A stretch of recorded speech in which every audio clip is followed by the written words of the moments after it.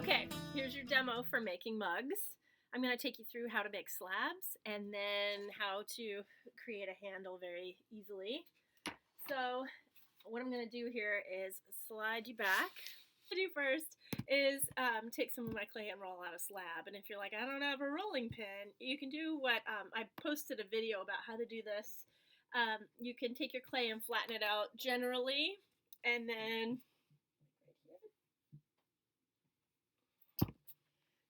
you can just kind of get your frustration out of not being able to leave the house and get this kind of flattened out.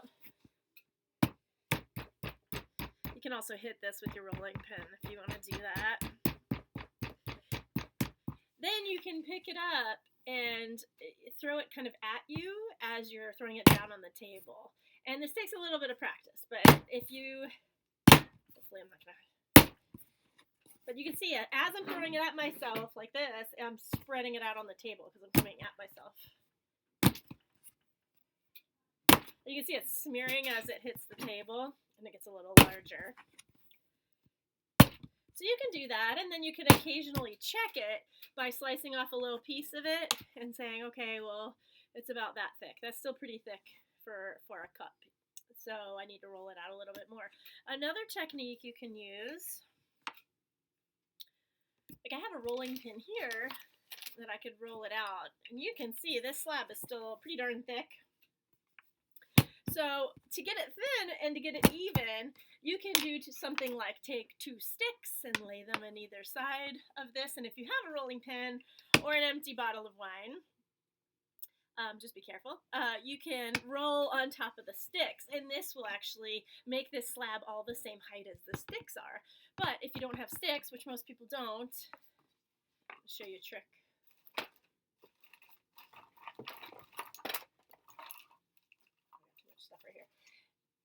You can use hangers. Okay, so I've got a few different kinds of hangers here. I've got hangers that are skinnier and some hangers that are thicker. So I'm going to take the thick ones first. These are the skinny ones. And these are the thick ones. And I'm actually going to lay them this way. And now you have 2 sticks. Right? Fancy. So I'm going to scooch this over. And when you're throwing out a slab, keep changing the side that you're throwing from to keep things even. It's kind of like rolling out like a pie crust or something. You'd want it to stay pretty even. So you can do this and roll on top of your hangers, and that will help. And that's still pretty thick. So I'm going to switch to my skinny hangers, which is good because these are the cheap ones, and I have a lot of these. Those other ones, I don't know where I got those fancy schmancy ones. There we go. That's better. I mean, that's pretty thin, but that should work fine. See how it's just the rolling pin is just kind of like riding along those hangers. So that's another technique for getting a nice even slab. You can only roll one direction, but it does the trick pretty well. So next what I'm going to do is show you how to come up with your mug design. So first I'm going to compress this clay, because anytime you're hand building, just like when we were talking about compressing the clay on the wheel, you want to compress clay when you're working hand building as well. So you can use your rib and just kind of go over it like this. This is just my little red rib. This would be your metal rib. Just to kind of do I'm using the round side too, a little X pattern on there, just to line up those clay particles, all those little bricks in there to make your slab stronger. Since I just smeared them all out, now I'm compacting them back down. So now I'm ready to cut out my mug shape. So we can start out with a very basic mug shape, and you could stretch the clay out just like you would on the wheel. So what I usually do whenever I'm working with building something out of a slab of clay, think of it like fabric or paper, and you're just going to be cutting out shapes and folding them up. So if you think about, how big around a mug is, so you can cut out your paper and then test drive it first and say, okay, I'm going to wrap this around and put these together. Too small. Okay, so this one, I eyeballed it, and it really is too small. I don't want that much coffee. I want more coffee. So So go a little more than you think you need, because you can always overlap it later. And that seems like it would be the perfect mug size around, but it's not. You actually need something larger. Plus, clay shrinks as it dries and shrinks again as it fires. So go with something a little bit larger. So this seems quite a lot larger, but this in the end will actually make a very nice sized mug. So if I fold these ends together, that is more mug size, actually. It seems kind of gigantic, but it will be shrinking as it dries and shrinking again as it fires. So go with something a little larger. You can't go wrong with a little more room for your coffee. So you're going to take your template and lay it onto your clay. And I think my clay is still a little bit thick in the center. I'm going to give it another little roll here just to make sure. If you get any little air bubbles or anything, you can pop them with your needle tool and smooth them out. So that looks about good. I could do that. So before I do this, think of your clay like fabric. So before I start cutting this out and folding it up and everything, I can do a lot of neat things to this. Now you're not going to be able to do something like sgraffito yet because it's not dry enough. So an option that you can use, and if you were to brush on slip, you'd have to wait forever for it to dry, and then your slab might be too dry for you to bend it into your cup. So one of the things I like to do is almost think of it like a collage, where you're going to texture your fabric first, your clay.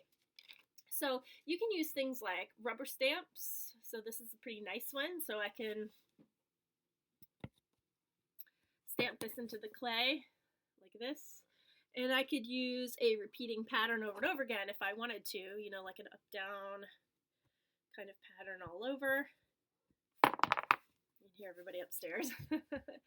Little feet. So you could create a pattern with that. You could carve into it right now, but it's going to leave all these weird burrs and things because the clay is so soft.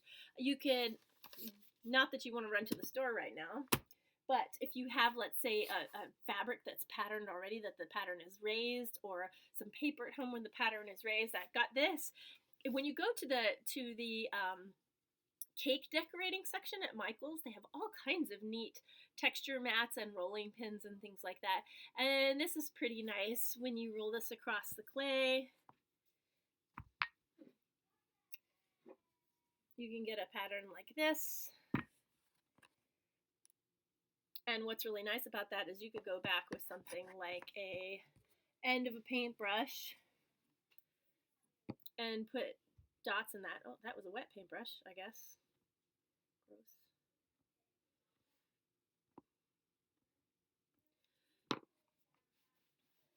Put dots in it and come back with little bits of clay. And you could do this after the mug is assembled. So you would put the texture on first, but you could do something like this, and you could scratch and attach these down in here and create, this is wet because that, you know, but you could create something that looks like button tufting, you know, so I could even come in from the back of this and kind of stretch this out a little bit to make these look even more puffy, and then push these back in. So you can really kind of get some neat patterns and textures that way. There's also things called texture mats. So I'll just show you these because these are just very cool. There's one for rocks and there's one for wood. So I'm going to roll that in here just so that you can see this quickly. So these are things that, these texture mats I ordered online through Amazon. So there's lots of neat options there as well. So I'm just smoothing out my mistakes. That's nice too. So if you make a mistake, you can smooth right back over them. So I could use the wood pattern. This is a little hard to see here. So I could lay this on here and then use a rolling pin or my hand and just push on this and roll on this wood pattern. And then my mug will look like it's made of wood later. Isn't that interesting? And then the rocks, I'm going to just smooth this right back out.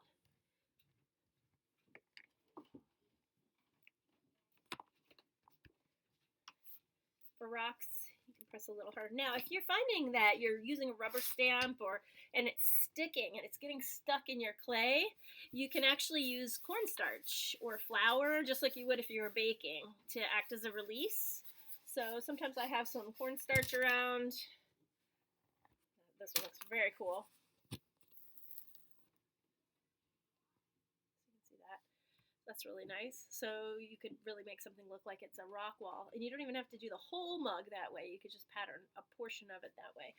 So just for fun, yeah, I do have some cornstarch right here. That was totally by chance too. Right there. But if you have cornstarch, and you need to use cornstarch because things are starting to stick, you can, this is my giant paintbrush, you can use a brush or even your hands and just kind of brush it on like you would makeup. You can even sprinkle it on like that, and that'll act as a resist. You can even dip your tool in it, and it burns out in the kiln, which is really nice. So, okay, so I've got some patterns and some textures. Oh, and the other thing was, watch me not have it because I've got too much stuff on my table now. Anyway, if you've got, I thought I brought it out. If you've got seashells and things, seashells make great patterns on here as well, so you could do that. You can even use something like this. This is actually serrated. It's got and scratched through the clay to give yourself some textures that way. I'm sure I'll come across my seashell in a minute while I'm talking to you. So now I'm ready to cut out my pattern. So I'm going to give it some texture first. This one's going to be like a half wood texture. Let me make sure that lines up properly. I'm going to roll that on there, and I'm going to roll right up to the edge so that it leaves almost like a little line on there where there'll be a transition, and I can have a different color near the top. I'll peel that off, and then I'll come back with my pattern and lay that on there. Now, I'm not going to pattern it right up to the rim because I don't want to have a crazy pattern right where I would drink my coffee. I'm going to line this up a little bit and cut it out. This seems a little thick yet to me, but we'll go for it anyway. So you wouldn't aim for like an 1/8 of an inch thick. It's a little bit on the thick side, that's all right.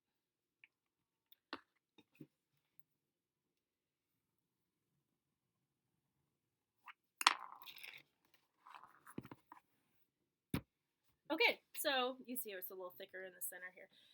I'm just going to keep it on here. Like if you have this problem, you could throw it out a little bit more and it'll stretch and thin it out. But can you see this edge here? I'm not going to want to drink out of that edge. So the next thing you want to do is take your newspaper again and come back and lay it on here and give yourself a ramp. So I'm going to just run my hand. So even though this is pretty thick, I would probably go thinner for a slab building, just a little bit thinner.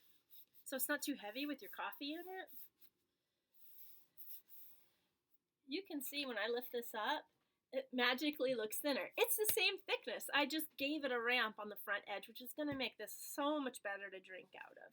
So you can also do that with your side seams to give it a little bit of a ramped sort of edge for when you start scratching and attaching these things together. So you don't have kind of like, flat edge and flat edge.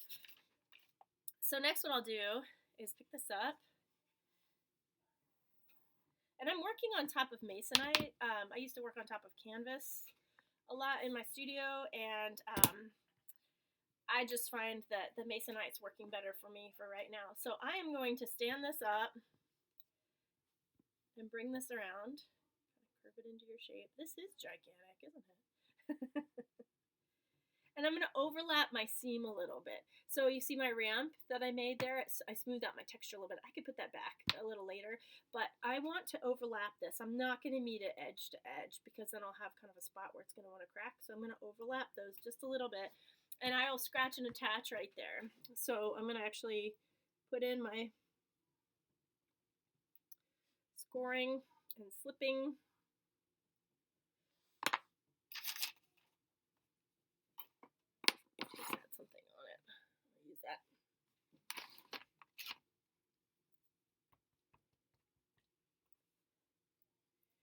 I'm just going to put that on there and overlap. Now, once I get those together, I can use something like the stick or a tool or a pencil and set it down inside there against the seam so that I can push this against it from the inside so that I'm not kind of like squishing up my cup as I do this. So I can do this. And I actually leave my seam there. If you are somebody who would really rather smooth it in, and then you can come back later. I like the wooden knife for this particular technique here. Let's see.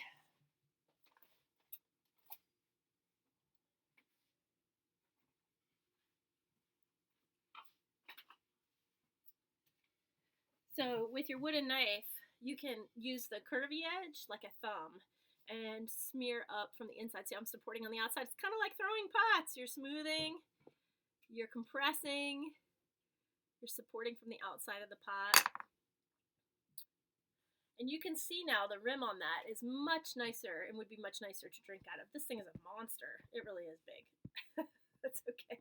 It is going to be a lot smaller when it comes out. Plus, it's closer to the camera, so it's actually kind of this size, which is still pretty big. If you are looking at it and you're like, oh my gosh, that's so big. You can cut this. I'm going to show you.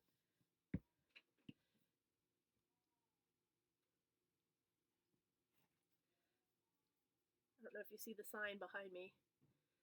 The little red block that says failure is the best way to learn. It says it right across that red block. I have it in front of, like right in front of where I work because you just never know how things are going to go. It's always good to just keep on. So I'm going to smooth this edge out again because I just cut it smaller. Let me do that here too.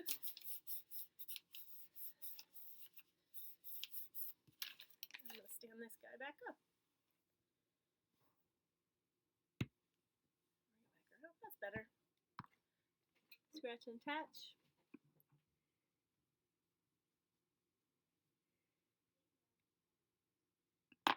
A little bit of slip.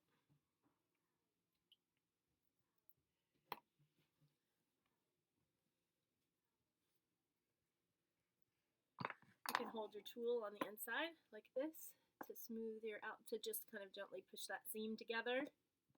And then use the rounded edge of your wooden knife to smooth from the inside. And you can get that completely smooth on the inside so you don't have any coffee loss. And then that's smoothed out. That's better. That's better. This is still kind of a thick mug, so I'd say go a little thinner than this. But so now I can do things like, and I mean, all of this can be worked on and thinned out and made look really nice. You can also come back with some of your texture if you wanted to kind of get rid of that and, you know, push the texture against the seam a little bit if you're finding it's bugging you, just to kind of put it back in there. I added it to the top a little bit too. Whoops. All right. So I like my cups with a square bottom on them, so I'm going to turn this around this way. So I can actually reach inside the cup if I wanted to, or push it out from the outside and just kind of create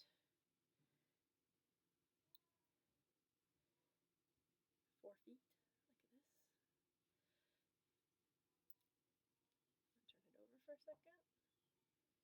This is when you would stretch it and change its shape however you wanted it to look. Okay, I'm ready to scratch and attach again.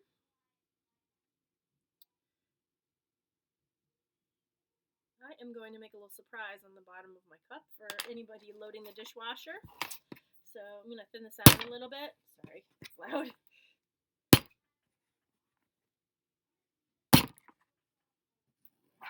Let's see, is that going to fit? Hope so.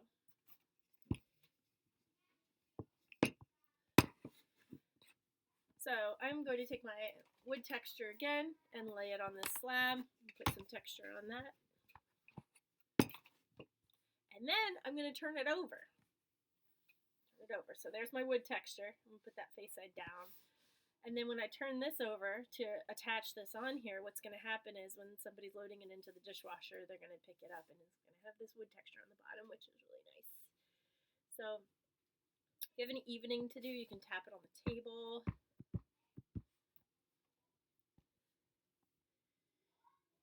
Okay, so I scratched it up on the bottom here. I have not scratched it here. You can do something like a little trick. You can put a little slip on here and then come in and just stamp it and lift it up. And you can see now, when I hold this up, where my mark was for where the bottom of my mug is. And then you can score there.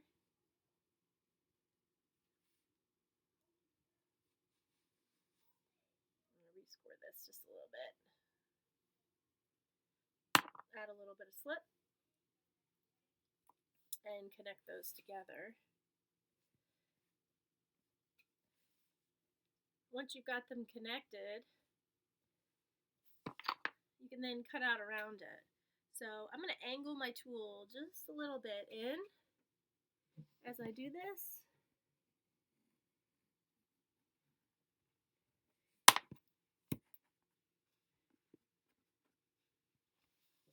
You can use a paintbrush on the inside to smooth your interior. You don't have to smear it down in there too much, but it's good to just sort of adhere them. I can kind of come around a little bit out here and work this on. Now I'm going to pick this up. So I haven't finished the bottom yet, but you can see that when somebody picks up this cup, it's going to be a little surprise on the bottom. So now I've got to kind of finish this edge a little bit. So you could do that with your rib. You can use a sponge.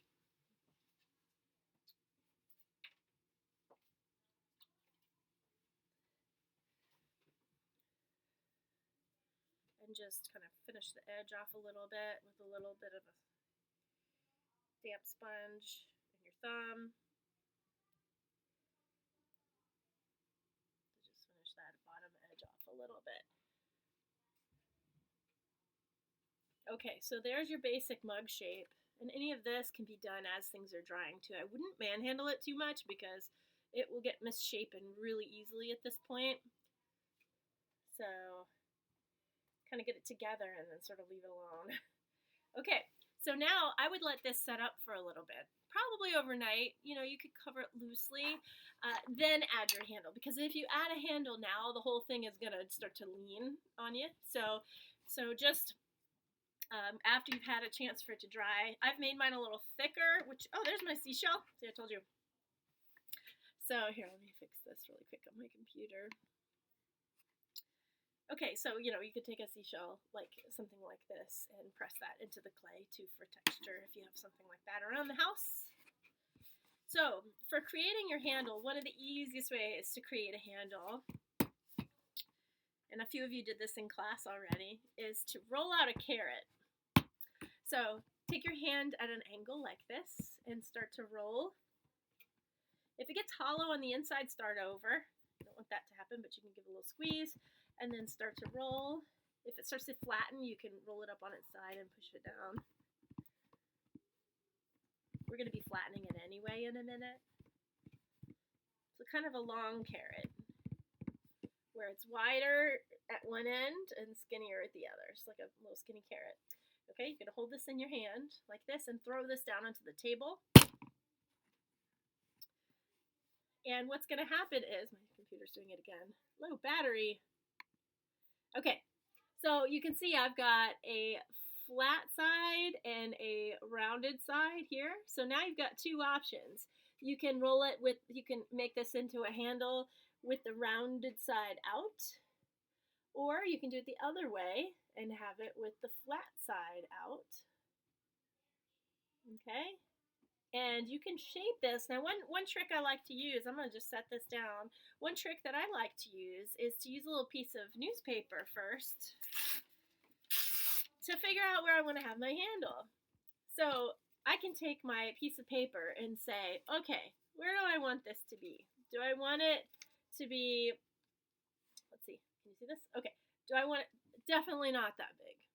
That'd be terrible. That's like a beer stein. So, you know, you can have it spring from the top edge like this, but it needs to be a more reasonable, remember we talked about center of gravity being relatively close to the cup. So that's a pretty nice shape somewhere in there. If you wanted to attach it lower, like this connection right here where this line is would be pretty nice, as long as your center of gravity was relatively close to the pot. So this would need to have some spring kind of up and then this could come down lower. So you see how I'm doing some playing with just paper before I commit to cutting my clay and connecting it there. So I'm going to say, sorry, my hand's in the way there. I'm going to say that this lower connection point is actually kind of nice. So you see I'm just thinking through it by looking at it with the paper. That's all right there. I mean, I could go up a little bit, and that would be nice too, kind of like connecting just above it, which is probably better, actually. So now I have my handle made, and so I am going to mimic that same shape, and the way to do that is I can kind of like hold it up to it like that. So when it's on the table, move a little closer to you. When it's on the table, I'm going to cut it this way. See how the tool's straight out from my hand? I'm just going to cut it. And what it's going to do is give it that nice connection point for up in here. So I'm going to check it and make sure it's not too thick. That looks pretty thick. It's pretty Flintstone-y. I think I need to make it a little bit thinner than that. And I can adjust my angle a little bit. That does seem really thick. So if I was going to fix this, I can roll it out a little thinner. What's nice about hand building is it's much slower than the wheel, than like trying to throw on the wheel. So if you find that the wheel stresses you out a lot, I like to change gears sometimes and come in and hand build for a little bit, because it really is just kind of slower and relaxing, and you can think through your ideas a little bit more. So I might attach my handle where the seam is, just to hide it, because I don't like mine very much. My seam, you can make yours really nice and have it facing out if you wanted to, like this. That's completely up to you. So now I'm going to check this with the skinnier handle here and say, oh, okay, well, there's my curve. I'm going to put my curve in, so my center of gravity is close, and that's too big. Look how gigantic that is. So I'm going to lay it back down on the table, and I'm going to cut it with that straight line again, which gives it another angle, and say, what about that? Still a little better. Still a little bit big. So I'm going to cut this again.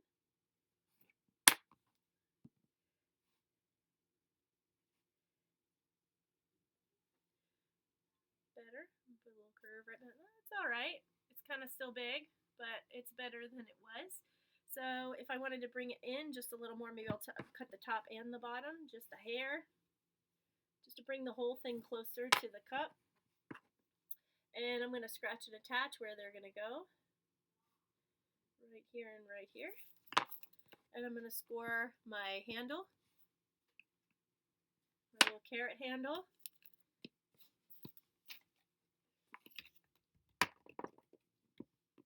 Add my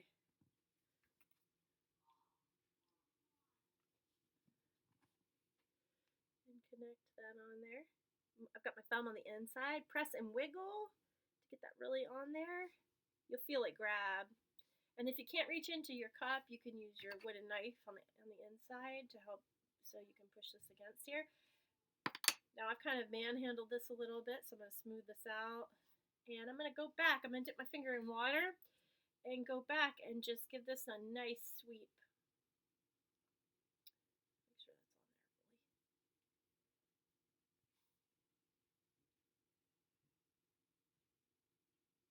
See how I can stretch this a little bit like you would on the wheel with my finger wet? Now, once you get your handle on, leave it the heck alone for a little while, because the more you mess with it and do this kind of stuff and fuss over it, the more it looks terrible. So get it on there, and then leave it the heck alone for a little while. If you're finding it's really soft, you can make a kickstand for it for a little while, and then come back to it the next day, just covered in plastic, and leave it. And then when you come back to it the next day, you can do finishing touches like, sponge off your rim, smooth things, add a little more volume to your handle if you need to do that. But those things will help make it nicer, so that it's not kind of Flintstone-y and thrown together. You've got some finishing touches on it. and then sign the bottom and save it. Make a couple of them. So I'd like for you to make at least one mug for this assignment, and send me a picture of it. I'll post a assignment on the on Blackboard for you, so you can go in and do that. Do your mug and then take a picture of it. If you don't have any clay, you can contact me. We can probably make it out of paper. So, but I know some of you are making salt dough and things like that, and I've heard the salt dough takes a long time to dry. And I'm sorry. There's another kind of clay you can make out of paper. That may work as well, but then you obviously won't be able to drink out of either of those. So hang on to any pots you make, because I'll make sure that they get fired for you at school. So enjoy, have fun, and happy mug making.